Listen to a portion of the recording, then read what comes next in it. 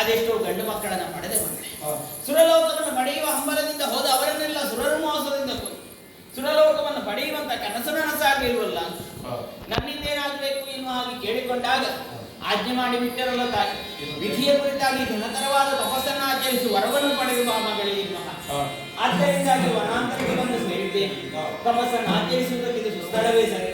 ಈ ರೂಪದಿಂದಲೂ ದೂರದಲ್ಲಿ ಕಾಣ್ತಾ ಇದೆಯಲ್ಲ ಮಹಿಷಿಗಳ ಹಿಂದೆ, ಅದರಲ್ಲಿ ನಾನು ಮಹಿಷಿ ರೂಪವನ್ನು ತಪಶ್ಚರ್ಯೆಯಲ್ಲಿ ತೊಡಗಿಕೊಳ್ಳೆ.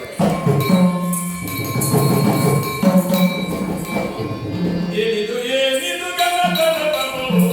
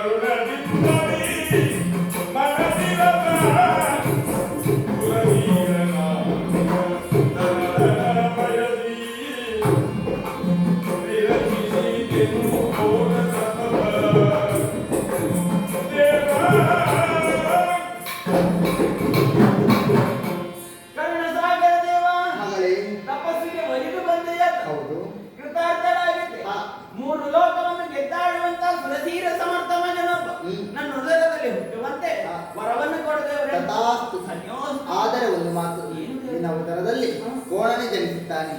ಇದಕ್ಕೆಲ್ಲ ಕಾರಣಕರ್ತವು ನೀನೇ ಆಗಿದ್ದೀಯ.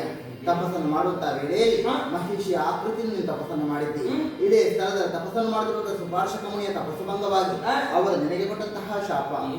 ಉದರದಲ್ಲಿ ಮಹಿಷನೇ ಜನಿಸಲಿ ಎನ್ನುವ ಹಾಗೆ ತ್ರಿಮೂರ್ತಿಗಳಿಂದ ಪರಿಹಾರ ಸಿಗದೆ ಹೋಗಲಿರುವುದಾಗಿ ಹೇಳಿದ್ದಾರೆ. ಚಿಂತೆಯನ್ನು ಮಾಡಬೇಡ.